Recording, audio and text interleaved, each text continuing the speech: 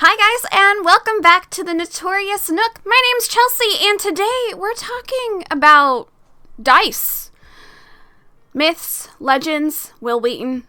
Some of our favorite dice, and then sometimes the dice that betray us and our characters, even though they're specifically made for our characters and were chosen. But they still hate us regardless. Now, I'm here today with, of course, one of my best friends and someone who's in both of my campaigns, Natassia. Hey, how are ya?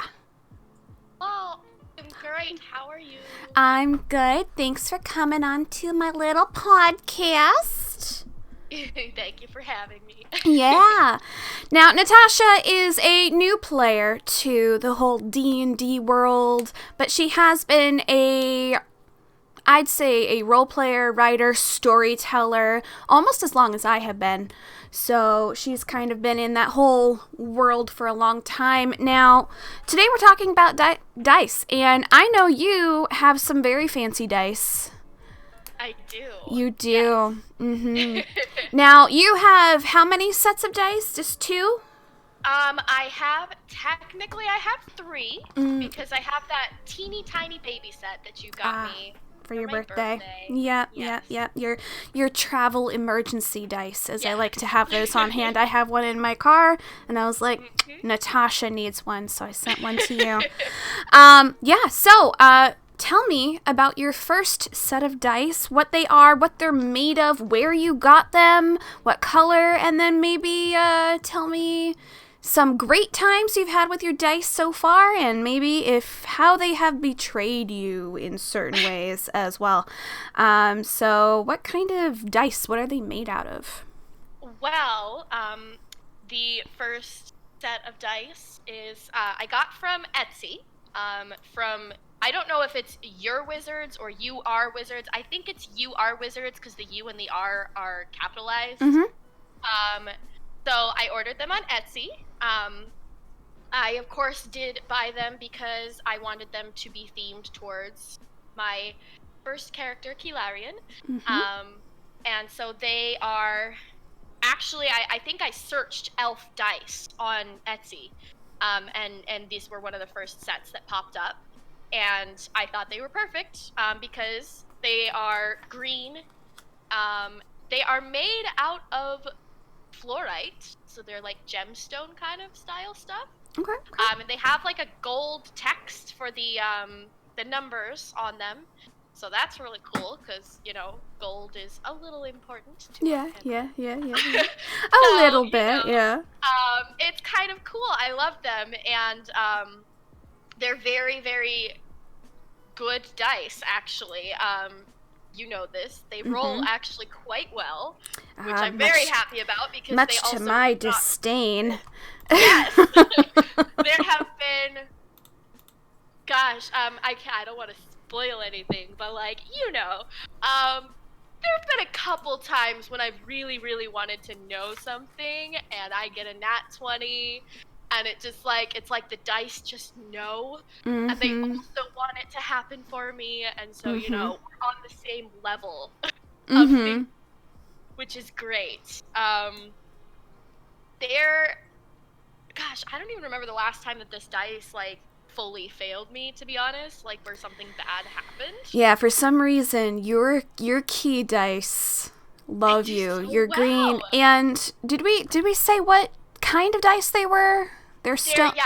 They're fluorite. They're fluorite. They're stone. Fluorite. So they are heavy. So you have to make sure you roll them into their little package. Yes, they came with a little felt bag package kind of thing that it comes with clips on the ends of them, so you can clip it into a bowl, a rolling bowl, basically. Oh, okay.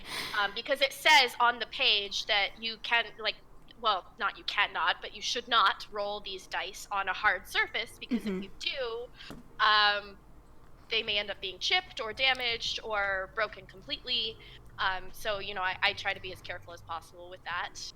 So that's nice that they actually come with something, comes with that. Yeah, so that way they don't chip and scuff. See, that's always my worry. Every time I look at the stone dice, I'm like, oh, they're so pretty. I really want them. They're so nice, but I'm so scared of them just chipping and being like broken in half. Like I've had dreams where I had a dream about it the other day. I have dreams about them and they just shatter and I'm just devastated for some and I'm just like, oh, what if it comes true? Yes, what if it comes true? Die. I mean, partially because these are, they're worth the price that you pay. I know why they are the price that they are, but also I am a poor adult, so yes. I would be heartbroken if I spent that money and then the dice got crushed or something. But also they're just so pretty and they're so perfect for my character. So I love them so much. Yep. And then the other main set that I have, we know is for Somnia. For your other campaign. Yep, for Fairy. Right. Yep. Those are, they are from Kraken Dice. They're kind of this blue-toned, mixed with a silvery-toned coloring. And they have just a slight hint of, like, purple, sparkles inside of them, I guess. Okay. Because obviously I felt with Somnia being a moon elf, it made sense for her. I mean, I always try to have a couple colors that apply to each character, and that those are their main colors. So with Somnia, we have silver and blue.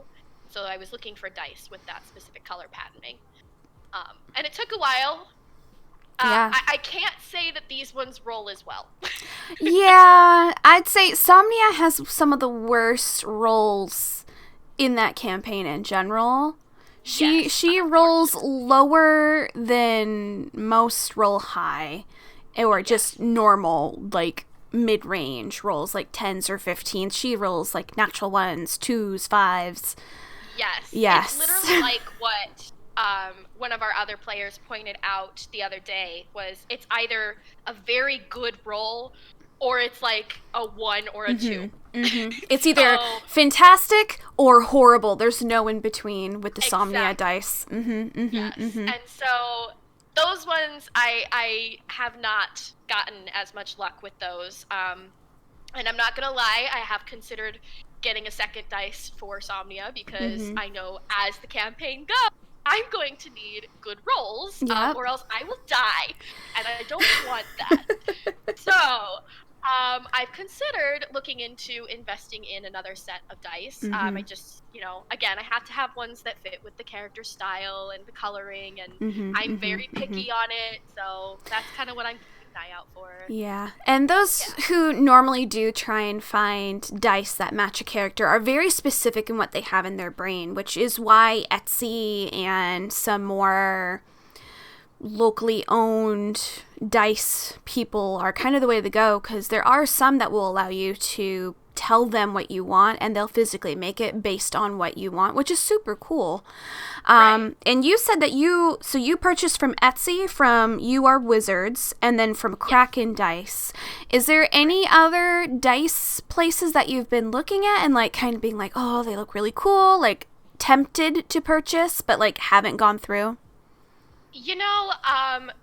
I'm not necessarily picky on who the dice come from, I guess. I go off of what they look like. So, and I wouldn't necessarily say that there's a company that I am like go to, or I've looked at this specific company over multiple things. I think it's more so if I'm searching something and it goes with, that's dice that I'm gonna look at. Yeah. Which is, how the You Are Wizards ones, I searched elf dice. I didn't put green, I didn't put, I literally just looked for elf dice, and that's what popped up. And so I think that kind of is more so what I do. So I don't have a specific company, I guess.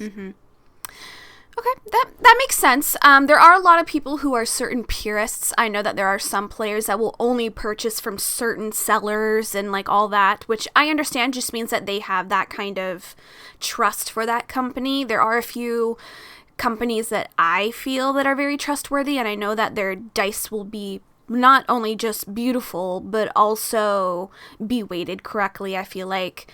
Also, they have some better juju, because I very much believe in dice juju. I believe that dice can be cursed if someone else touches it. I believe that if I do not treat my dice good or cleanse them, they will be angry with me, and they will make it so I do roll those lower ones, which unfortunately I need to do for Garen's dice. So How do you cleanse dice? What do you do? I haven't. Maybe I should do that with Somnia. There's certain ways. Some people believe that you can purify it through water and like washing them, but I have to do like a little bit of like kind of like washing things clean, you know, kind of thing. And then other people believe that sage will work, you know, banishing evil and all that type of stuff. Yeah. I normally do a cleansing through water. I normally use moon water as I feel that has more powerful energies, but there's some people that don't believe in cursed dice at all. Do you believe that? Or how do you think? Do you feel like your Somnia dice are cursed and that you might be able to like get them back how you need to? Or is it kind of like maybe, who knows?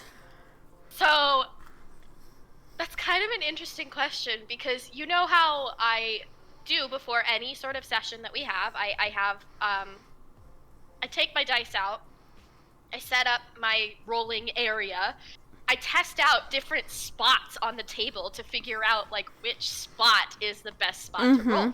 And I know that sounds insane, but I feel like, as weird as it is, I don't know if it's a weighting thing or a cursed thing or like what it is, but there's specific spots on my table that the dice prefer to be at. And roll better at. Yeah, so it's like if they're not in that spot, then they're not going to do as well. The Somnia ones, I've been like testing out different spots on the desk and everything, and I can't seem to find the spot that like works. Do you think, are you rolling your Somnia dice in the same dice thing that you have your other one in? Yes. Do you think that might be what it is? That your little roll carrier for your key dice don't want to be touched by your Somnia dice? You know, it could be that, because possible. Before I got my Somnia dice, I obviously had to use my key dice for Somnia. The dice didn't. They wanted to be used for key and only key. Yep. So maybe we just need to get you another dice tray for like Somnia. Yeah, because that could be it. I guess I never thought about that either, because that is a potential. Because I have noticed, because Samson, who also is one of our people, he purchased my dice tray, which looks kind of like a cat. It has a little cat in the middle, and it's gray, and it's really cute. There are certain dice that will not roll well in this dice tray, so I have to still roll them on my notepad or on my mouse pad that I have with me at all times. So there's certain dice that just will not roll correctly in it. And it's flat. It's completely flat. There's no like bumps or anything. It's just they always roll low. So I wonder if there's certain dice that like just want to be free, you know? They don't want to be confined by a dice tray. Maybe. To be honest though, I would think if it goes off of character personality, it would be more so because you have Key, who's, stubborn and, stubborn. Angry, stubborn, just angsty girl. And then you have Somnia, who's more of a, like, pure soul, and she's kind and, yeah. Maybe the dice and the dice tray have taken on the personality of Key, because I've used them for Key for almost 2 years now. And because of that, maybe, like you said, they are not happy with Somnia dice using that dice tray. I could see Key being angry that Somnia's using her shit, you know? Like, there are times where I'm trying to play as Somnia and, like, Key is in the back of my mind, like, why is she doing this? That's stupid. And I'm like, Key, this is not your game, girl. This is not how this works. You're not even in this universe, okay? You don't know this story. You don't know what's going on. Now, so like I said, I definitely believe in curses. Now, there is a very widely known curse that many people in the D&D community and just RPG community know. Have you heard about the Will Wheaton curse?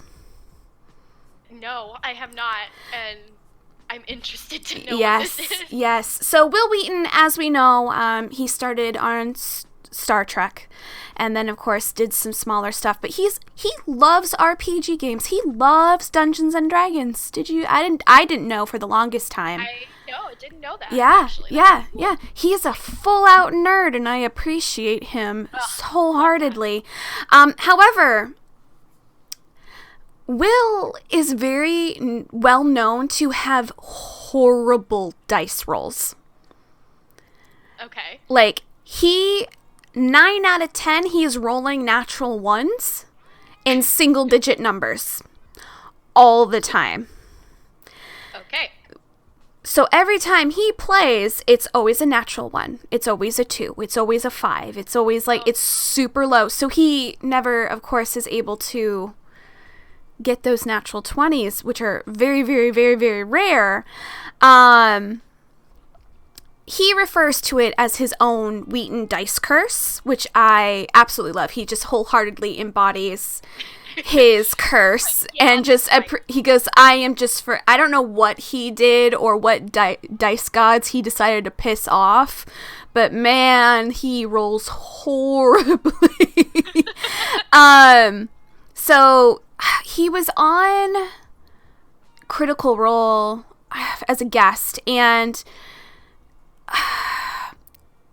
basically most of his rolls were those naturals, and 10 were natural 1s.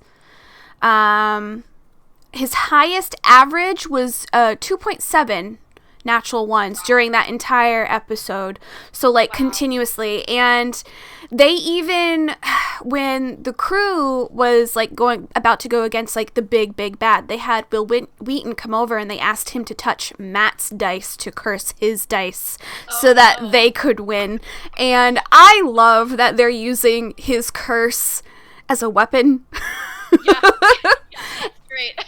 And I'm just yes, that's fantastic. But yeah, so that is the Will Wheaton curse. He is forever always rolling low, can never roll anything high, and it makes me laugh. That it's a well common fact. He messed with some D&D gods or something. He messed with something to get that low all the time, constantly, which it just makes me laugh. That's crazy. Yeah, wow. yeah. That's when you gotta stick to the role playing side of things, because just stick to that and you'll be fine. Oh yeah. Well, I mean, he still role plays and everything, and he does it fantastically. Right. He's great at it because, well, of course, he's an actor. Actor. But oh man, if someone were to have a curse in any of our games, I would feel so bad about that. Oh my goodness. Yeah. Constantly. Oof. No, Gosh, I don't thank even you. think we would have succeeded as much as I'm not saying, we've succeeded greatly, but, I know there's a lot of stuff that we have done that has messed things up, or, we've missed things, but I feel like if we had a situation like that, we would be 10 times more doomed than we already are. Yeah. That would not end well. No, probably not, especially for what you guys have to do a lot of the time is you need those high rolls, because there's so much to find in all of my campaigns if you guys look hard enough. And there's so many times that you guys have rolled certain amount, but then you rolled poorly and you missed it. Yep. I have so many documents of things that you guys have just missed throughout the campaign that may or may not show up again as a possibility to see. Oh, that makes my heart hurt. Oh no. And that's in both campaigns, because I like having those options, and if you miss it, you miss it. That doesn't mean the lore or whatever you miss still doesn't exist. It's just a little bit harder. Oh, man. Oh, Luna, hello. Are you joining? Yeah, I'm going to move you now. Say goodbye, podcast. Bye, podcast. There we go. So I'm going to talk quickly about some of my dice because I like dice too. Yeah. Dice is always fun. You have so many too. So being a DM, GM, storyteller extraordinaire, as you know I am, I have lots of dice, and this isn't just all of them. So then I have this. This is full of my active dice. This is my current dice jail. It is my Sailor Moon little pocket. So Sailor Moon is holding these ones captive, plus I have the ones that I have in my little dice tray right now. But I have a lot of dice. I like math rocks. I can't deny it. One of my favorite things about math rocks is how pretty they can be. And for instance, I am currently holding in my hand a dice, which is a raw dice from Kraken Dice from California. And it's raw in the fact that it still rolls correctly. It rolls great. The numbers are just hard to see because they're not colored in with ink or anything of that sort, which I really like. And then I, of course, have my Hail Mary dice. It is one of my first D20s, and I still have it to this day. And it's the dice that I use most often when I'm rolling for Noel. It is a clear dice that has almost like an ink sploosh in the middle of it, just kind of whoosh, goes back out, and it's in a blue color. You've seen me. You see me like panic over not being able to find it. Yeah. Yes. This dice is my Hail Mary. I don't try to use her very often unless I feel like I need to because she always rolls that well. But I do, of course, have some bigger dice, which I recently got from Kraken Dice as well. These are some jumbos that I got during their Christmas sale that they had, so they are always a great one to go look at. And then I also have a tiny little dice, which is also from Kraken Dice.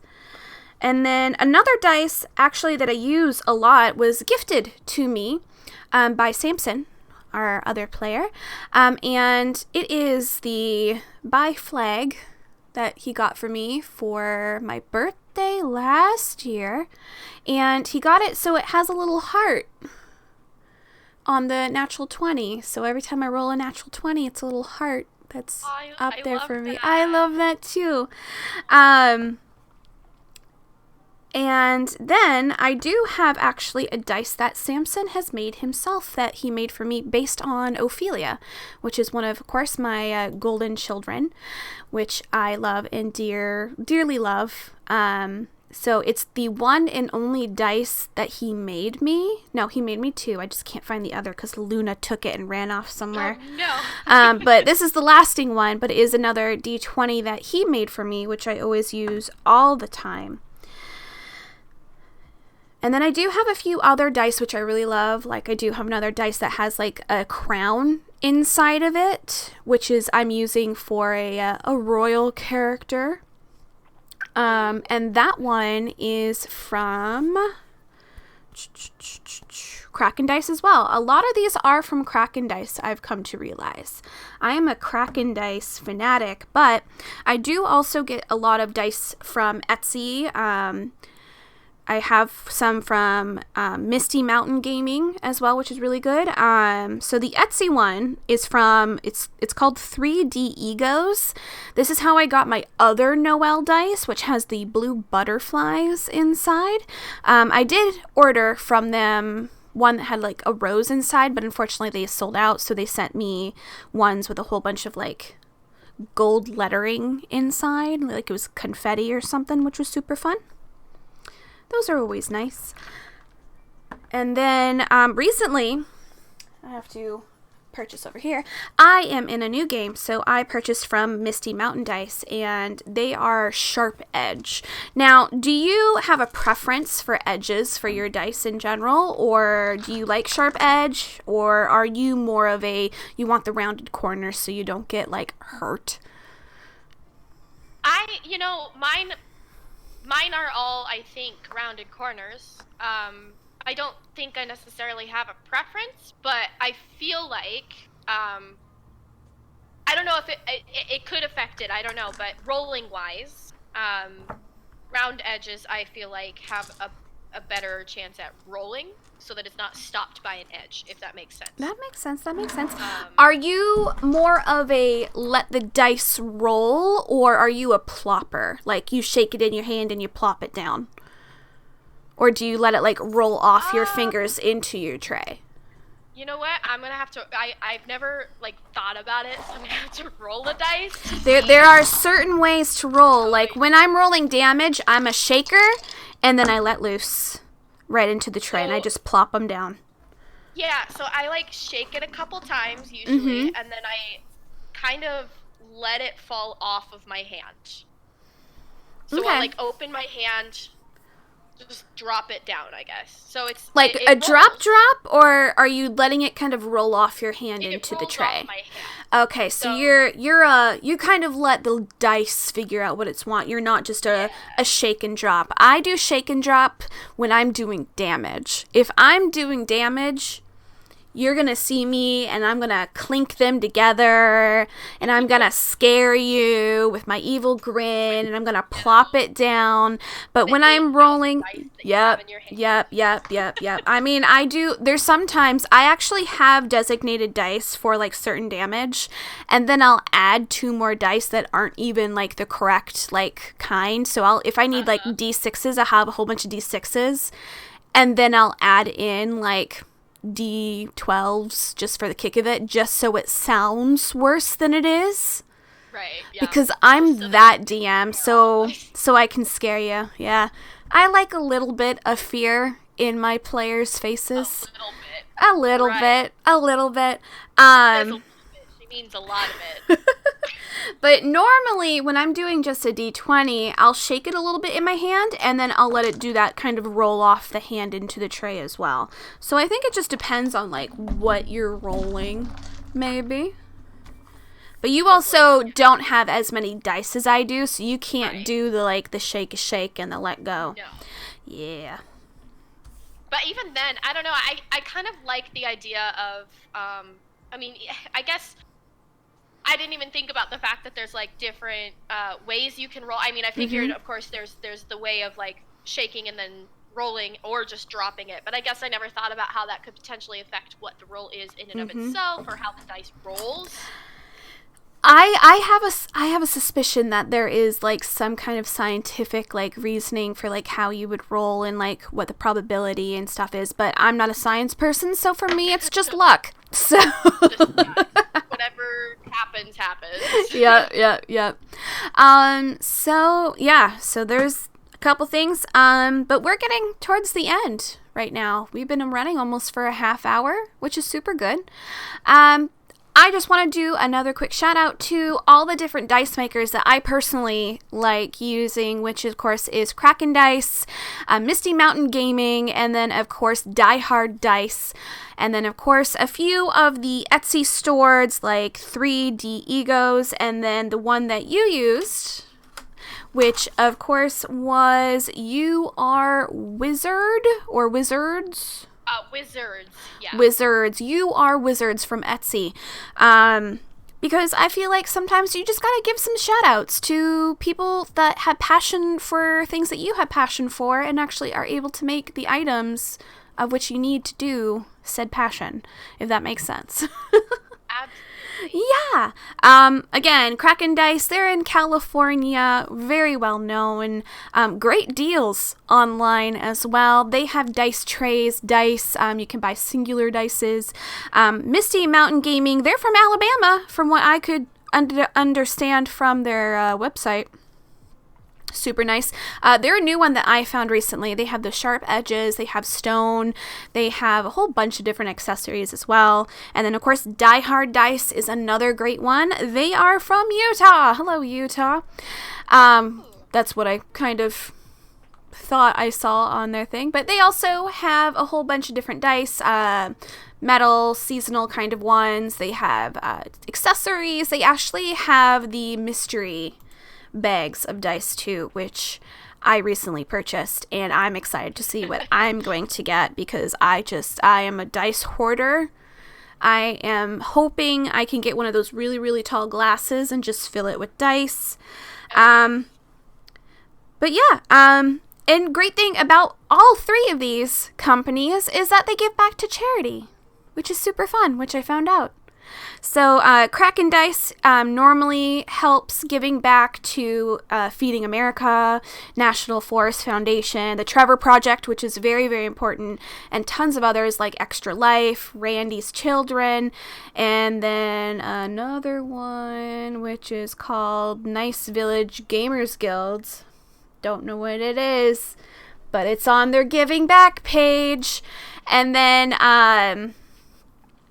the Misty Mountain Gaming gives back to St. Jude's Children's Hospital, because, you know, we got to be nice to the kids and help them out, especially when they're going through some horrible, horrible times.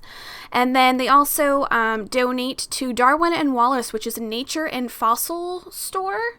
So it's more so like how they get some of their bone material for some of their dice. So it's like a give and take kind of relationship there. Die Hard Dice, they are a huge supporter of the LGBTQ community, which of course I am also a part of, and greatly appreciate everything that they are doing. But yeah, so that's kind of what I wanted to talk about today. We talked about some dice, some lore, some legends, Will Wheaton, you know, the norm. But I just want to thank you guys for tuning in, and thank you, Natassia, for joining me. It was fun. Anytime. Yeah, of course. I'll probably have you on a few more times discussing whatever we're going to discuss, because that's what we do on this podcast. We talk about D&D, RPGs, chit-chatting, maybe artists and cosplayers that you like. I'm hoping to do a TikTok segment soon. And if you guys want to follow Natassia, you can follow her on Instagram at Pixie Ray on Instagram. That is her little username thing. Pixie Ray. So you guys have a great night. Let's roll some dice sometime. Have a good one, guys. Bye-bye.